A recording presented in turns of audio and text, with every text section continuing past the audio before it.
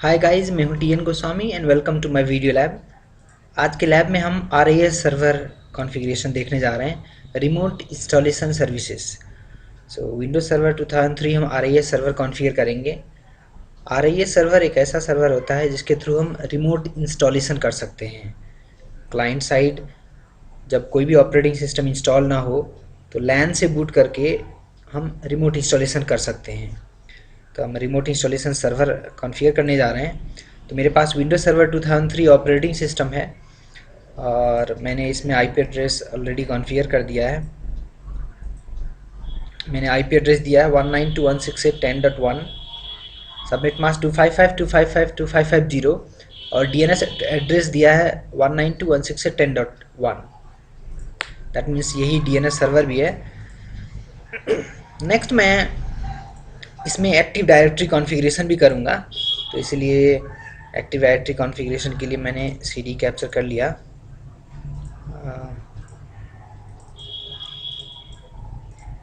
मैंने 2003 server CD use किया ताकि मैं server operating system installation file यहाँ पे यूज़ जब आएगा वो यूटिलाइज़ कर सकूँ। डीसी प्रोमो कमांड से मैं एक्टिव डायरेक्टरी इंस्टॉल करूँगा। आप सबको एक्टिव डायरेक्टरी इंस्टॉलेशन क्लियर होगा। सो एक नया एक्टिव डायरेक्टरी डोमेन बनाने जा रहा हूँ मैं, जहाँ पर सपोज मैंने नाम दे दिया bpl.com। नेक्स्ट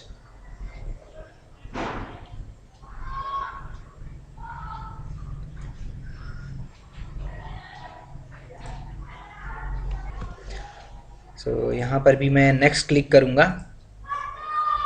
डिफ़ॉल्ट सेटिंग लेके मैं आगे बढ़ रहा हूँ।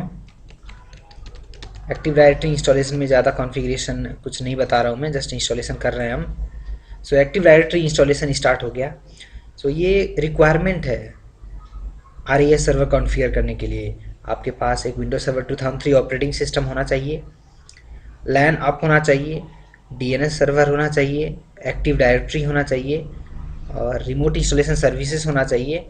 और सी ड्राइव, या हम एक काम करते हैं दूसरे पार्टीशन ई ड्राइव में कुछ जगह ले लेते हैं। तो ई ड्राइव सपोज अभी खाली था तो मैंने फॉर्मेट कर दिया।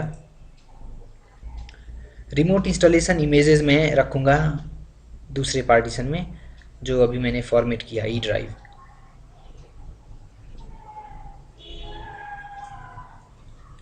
जो क्लाइंट में जो ऑपरेटिंग सिस्टम इंस्टॉल करवाना चाहते हैं हम उसका इमेज यहाँ पर रखेंगे। रिमोट इंस्टॉलेशन फोल्डर क्रिएट हो जाएगा, पब्लिक फोल्डर जो शेयर्ड रहेगा, यहाँ पर क्रिएट करेंगे हम। वो भी मैंने रेडी कर लिया है। एक्टिव डायरेक्टरी पहले इंस्टॉल कर रहा हूँ और डीएनएस तो खैर ऑटोमेटिकली इंस्टॉल और कॉन्फ़िगर भी हो जाएगा। मुझे अब नेक्स्ट डीएचसीपी सर्वर भी कॉन्फ़िगर करना पड़ेगा ताकि आईपी एड्रेस डिस्ट्रीब्यूट कर सके। डीएचसीपी सर्वर को कॉन्फ़िगर करके उसको ऑथराइज़ करूँगा। आप देख सकते हैं कि डीएनएस कॉन्फ़िगरेशन हो रहा है, ऑटोमेटिकली डीएनएस सर्वर इंस्टॉल हो रहा है। यहाँ पर स्किप नहीं करना है क्योंकि डीएनएस मैंने पहले ही इनेबल नहीं किया था। एज एक्टिव डायरेक्टरी इंस्टॉल हो रहा है, डीएनएस भी ऑटोमेटिकली इंस्टॉल कर लेगा ये, क्योंकि डीएनएस तो रिक्वायरमेंट है एक्टिव डायरेक्टरी के लिए। या तो मैंने अगर पहले ही डीएनएस इंस्टॉल कर लिया होता तो ये ऑप्शन नहीं आता, यहाँ पर टाइम वेस्ट नहीं होता।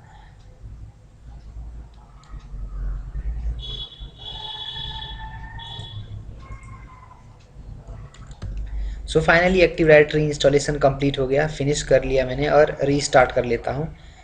एक्टिव डायरेक्टरी जैसे इंस्टॉल होता है तो आपको पता है सिस्टम रीस्टार्ट मांगता है ताकि active directory configuration settings apply हो जाएं।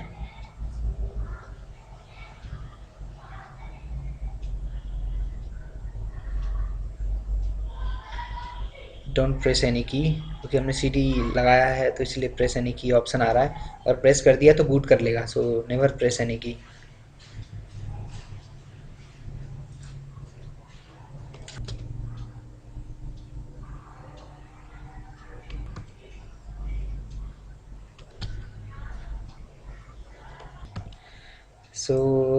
लॉगिन कर लेता हूँ मैं अब। एक्टिव डायरेक्टरी इंस्टॉलेशन के बाद सिस्टम रीस्टार्ट हो गया है।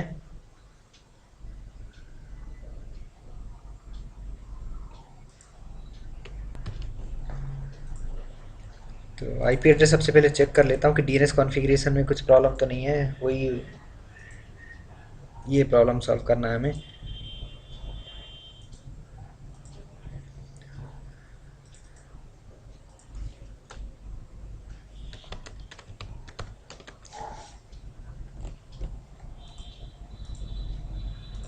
सो मैंने एक्टिव डायरेक्टरी इंस्टॉल कर लिया है। अब मैं डीएचसीपी सर्विसेज भी ऐड कर लेता हूँ मैं। तो start setting control panel, add और रिमूव प्रोग्राम्स, ऐड और रिमूव विंडोज कंपोनेंट्स।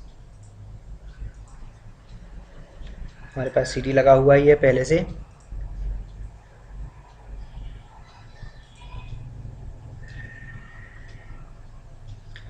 यहाँ पर मैं नेटवर्किंग सर्विसेज में जाऊँगा, networking services details, DHCP, okay, next.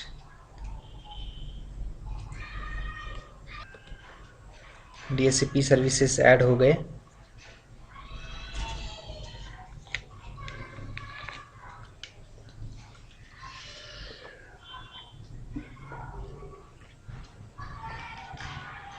Finish. सो मैंने डीएचसीपी सर्वर भी कॉन्फ़िगर करने इंस्टॉल कर लिया। अब मैं डीएचसीपी सर्वर कॉन्फ़िगर करने जा रहा हूँ। डीएचसीपी पे क्लिक किया मैंने। सिंस एक्टिव डायरेक्टरी इंस्टॉल्ड है तो आप देख सकते हैं यहाँ पर रेड मार्क आएगा, तो इसलिए मुझे राइट क्लिक करके ऑथोराइज़ करना पड़ेगा। अगर एक्टिव डायरेक्टरी इंस्टॉल नहीं होता तो ये प्रॉब्लम नहीं आता।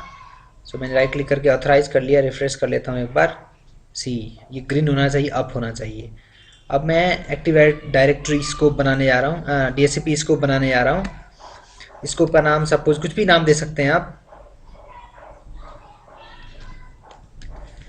Scope for lab 1,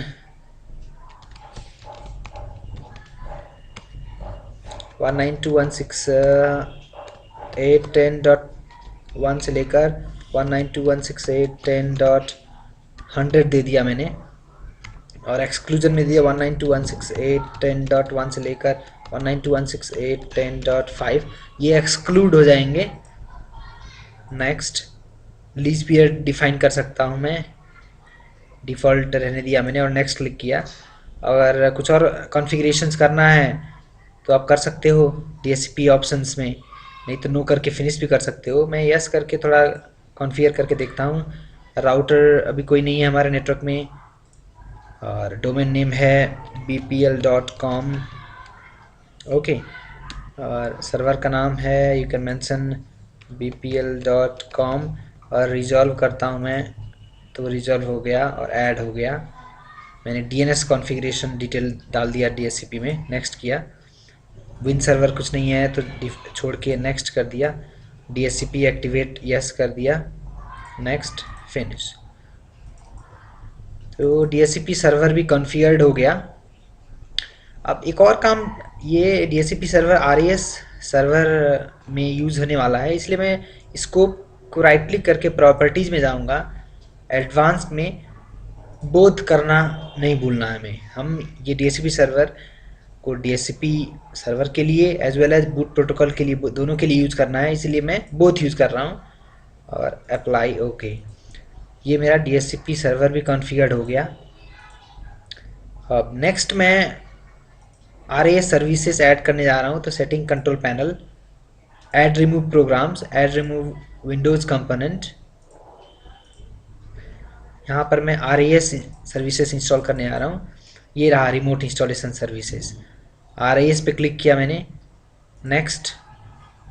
RAS installation चालू हो गया। तो आरएएस एक सर्विस है जिसके थ्रू हम रिमोट इंस्टॉलेशन इमेजेस क्रिएट कर सकते हैं। फिनिश कर दिया मैंने। सिस्टम को रीस्टार्ट करने के लिए बोल रहा है, ओके, लेट अस रीस्टार्ट।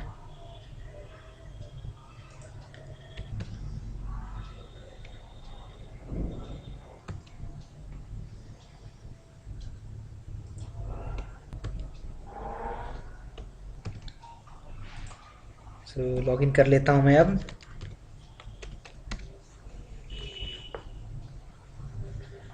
ना फाइनली हमने जितने भी रिक्वायरमेंट्स थे वो कंप्लीट कर लिए, जैसे विंडोज सर्वर 2003 ऑपरेटिंग सिस्टम में लैन अप, लैन को IP address, DNS address, active directory installation, DNS installation, DSCP installation, DSCP configuration, RES installation. अब मैं आरईएस सर्विसेज देखूँ, यहाँ पर आ गया है, इस पर क्लिक किया मैंने। So welcome to the remote installation service setup wizard. To successfully install and use the remote installation services you will need, ये रिक्वायरमेंट पूरे एक्सप्लेन कर दिया है सर्वर में। This computer must be a member of a domain, तो active directory install कर दिया हमने। An active DSCP and DNS server on your network, तो इसमें डीएनएस भी है, डीएससीपी भी है, आप देख सकते हैं। एडमिनिस्ट्रेटिव टूल में एक्टिव डायरेक्टरी इंस्टॉलेशन है, डीएससीपी है, डीएनएस है। डीएनएस में ज़्यादा कुछ कॉन्फ़िगरेशन की ज़रूरत नहीं है, बट डीएससीपी में स्कोप कॉन्फ़िगरेशन की ज़रूरत है स्कोप भी हमारे पास। अ विंडोज सीडी और a shared folder that contains the installation file. हाँ, अब मैं इंस्टॉल करना चाहता हूँ क्लाइंट में एक्सपी, तो एक्सपी की सीडी लगाऊंगा मैं। सपोज एक्सपी ऑपरेटिंग सिस्टम का सीडी यूज़ किया मैंने। ओके, एक्सपी की CD. Client computer that have either a PXE boot ROM or a network adapter supported by boot floppy। PXE boot ROM या boot floppy हमें create करना पड़ता है, जो बूट करवाए लैन से, ये रिक्वायरमेंट चाहिए। तो ये क्लाइंट साइड का अभी देखेंगे हम कॉन्फ़िगरेशन, पहले हम सर्वर को प्रिपेयर कर लें। सो नेक्स्ट क्लिक किया। ई ड्राइव में remote installation automatically, remote install नाम का एक फ़ोल्डर, शेयर्ड फ़ोल्डर अपने आप बन जाएगा। तो सी ड्राइव अगर देता या ई ड्राइव नहीं रहता, दूसरा मतलब अगर पार्टीशन नहीं रहता सी छोड़ के, तो एक वार्निंग भी आता कि सी में ना क्रिएट करो, it is recommended to create a different partition and keep remote install folder in different partition. तो हमारे पास एक है ई ड्राइव, इसलिए अपने आप ई ड्राइव ले लिया, रिमोट इंस्टॉलेशन नाम का फोल्डर ऑटोमेटिकली क्रिएट हो जाएगा। नेक्स्ट क्लिक किया। ये टिक लगाना ना भूलें। Respond to client computer requesting service, जो भी सर्विस रिक्वेस्ट करे उनको रेस्पॉन्ड करें, नीचे वाला यूज़ करना ज़रूरी नहीं है, ना करें वो यूज़। नेक्स्ट क्लिक करूँगा। D drive that means C D drive ले लिया इसने, कहाँ से इंस्टॉलेशन फाइल उठा रहा है। नेक्स्ट, विंडोज़ नाम का फोल्डर क्रिएट करेगा क्लाइंट साइड में, और सी डी में कौन सा ऑपरेटिंग सिस्टम है डिटेक्ट कर लिया इसने ऑटोमेटिकली।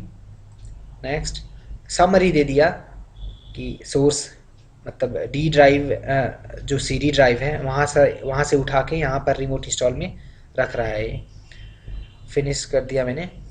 अब ये रिमोट इंस्टॉलेशन प्रिपरेशन स्टार्ट हो गया। आप ई ड्राइव में जाके चेक कर सकते हैं, ये रिमोट इंस्टॉलेशन नाम का एक, रिमोट इंस्टॉल नाम का एक डायरेक्टरी क्रिएट हो गया है, और ये शेयर्ड भी है। अभी तो फाइल कॉपी हो रहा है यहाँ पर। सो कॉपी विंडोज इंस्टॉलेशन फाइल, यहाँ पर कोई भी एक फंक्शन में प्रॉब्लम नहीं होना चाहिए, हर काम प्रॉपरली होना चाहिए, हर टिक ऑन होना चाहिए, चेक बॉक्स हर चेक ऑन होना चाहिए। अगर कोई वार्निंग आया तो क्लियरली पढ़ो और देखो कि क्या एग्जैक्टली प्रॉब्लम बता रहा है। मोस्टली इंस्टॉलेशन करते वक्त एक प्रॉब्लम दिखा सकता है, लैंग्वेज फाइल का प्रॉब्लम, सो उसको आप इग्नोर कर सकते हैं। उसके अलावा और कोई प्रॉब्लम आता है तो आगे डिफ़िकल्टी आएगा, तो हर चेक बॉक्स ऑन होना चाहिए प्रॉपरली। सो कॉपी हो रहा है, देखते हैं हम, थोड़ा टाइम लगेगा यहाँ पर।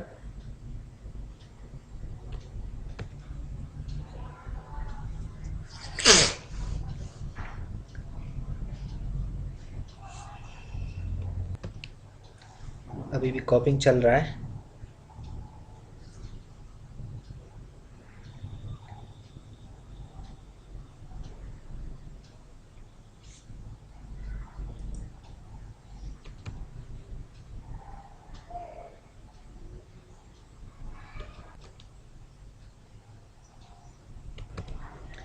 ये लैंग्वेज प्रॉब्लम आएगा ये फाइल का। सो रिट्राई करके देखते हैं एक बार, नहीं ले रहा है तो इसको कैंसिल कर देंगे। और do you want to continue setup without copying this file? Yes, yes. वो फाइल स्किप करके बाकी फाइलें कॉपी कर लिया मैंने। तो कभी कभी ये फाइल का प्रॉब्लम आता है, so that is not a problem. इसको स्किप करके आगे हम बढ़ चुके, और इंस्टॉलेशन फाइल अब बाकी सब कॉपी हो गई ऑलमोस्ट। थोड़ी देर में बाकी और फेज स्टार्ट हो जाएगा। सबसे ज़्यादा टाइम ये फाइल कॉपी करने में आता है और ये सबसे ज़्यादा रिस्की रहता है। और अगर डीएचसीपी प्रॉपर्ली कॉन्फ़िगर नहीं है तो यहाँ पर ऑथराइजिंग डीएचसीपी यहाँ पर प्रॉब्लम आता है। सो इसीलिए कहीं भी थोड़ा सा भी मिस्टेक नहीं होना चाहिए, नहीं तो पूरा कॉन्फ़िगरेशन अब प्रॉब्लम आ जाएगा और आइडेंटिफाई करना बहुत मुश्किल हो जाता है कि एग्जैक्टली प्रॉब्लम कहाँ है।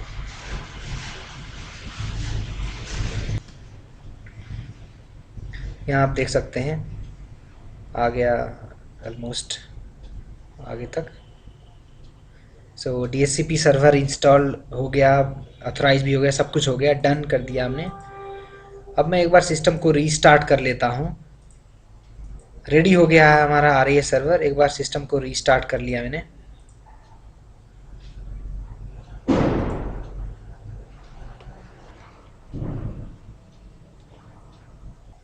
सो रीस्टार्ट भी हो गया है हमारा कंप्यूटर और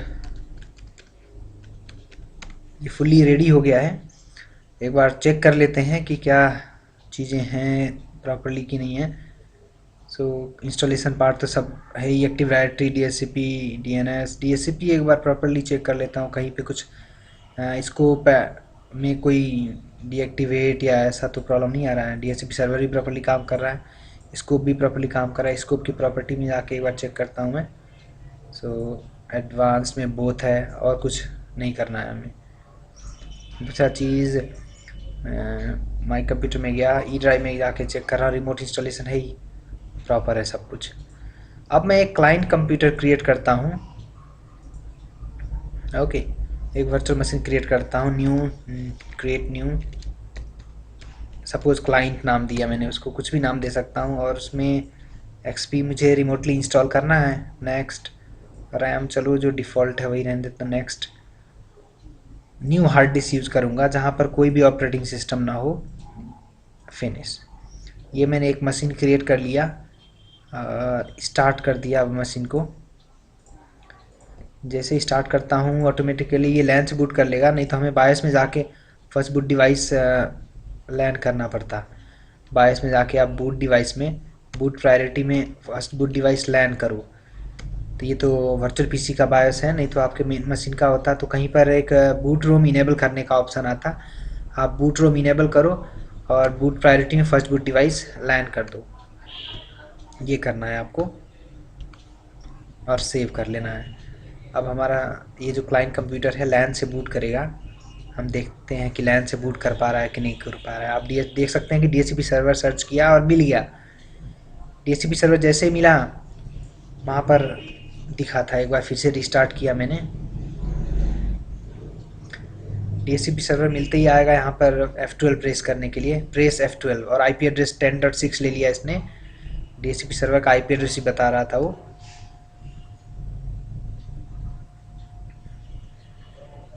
इसका मतलब हमारा आरएएस सर्वर प्रॉपर्ली काम कर रहा है। F12 जैसे ही प्रेस करूँगा मैं, F12 प्रेस किया मैंने, ओएस चूज़र स्टार्ट हो गया। सिंस एक ही ऑपरेटिंग सिस्टम हमने ऐड किया तो कोई चूज़ करने का ऑप्शन नहीं आया और क्लाइंट इंस्टॉलेशन विजार्ड चालू हो गया। Press enter to continue, enter press किया मैंने। यूज़र नेम एंड पासवर्ड जो डोमेन में बना हो, और डोमेन का नाम bpl.com बता ही रहा है, तो अभी मैंने वहाँ पर कोई यूज़र क्रिएट नहीं किया तो एडमिनिस्ट्रेटर यूज़र नेम भी दिया मैंने, पासवर्ड ये ऑथोराइज्ड हैं इंस्टॉलेशन के लिए। सो ऐसे करके मैं और भी यूज़र क्रिएट कर सकता हूँ और एंटर प्रेस किया। वार्निंग आने लगा, all data on the hard drive will be deleted. Enter press किया मैंने।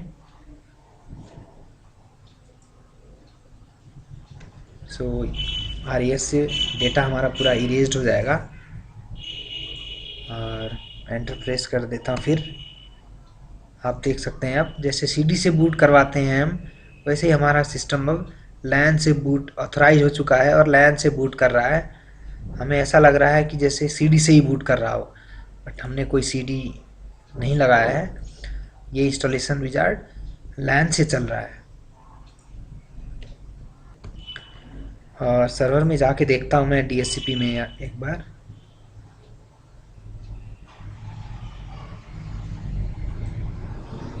DHCP सर्वर ने आईपी एड्रेस लीज पर दिया ही होगा। देखें आप, एक आईपी एड्रेस दिया है किसी को जो कंप्यूटर नेम डिफाइंड ही नहीं है, इंस्टॉलेशन चल रहा है अभी, कब दिया उसका यूनिक आईडी मैक एड्रेस ही बता रहा है। सो यहाँ पर देख सकते हैं आप, और क्लाइंट में इंस्टॉलेशन चल ही रहा है, यहाँ पर टाइम लगेगा, चल रहा है प्रोसेस। सो इसके आगे आपको इंस्टॉलेशन तो आता ही है, विंडोज़ एक्सपी इंस्टॉलेशन कैसे होता है, क्या होता है। So this is how we can configure RAS server so that we can install multiple computers through LAN के थ्रू हम मल्टीपल कंप्यूटर में इंस्टॉलेशन कर सकते हैं RAS के थ्रू। सो आई होप सबको प्रॉपरली समझ में आया। Okay, thank you very much.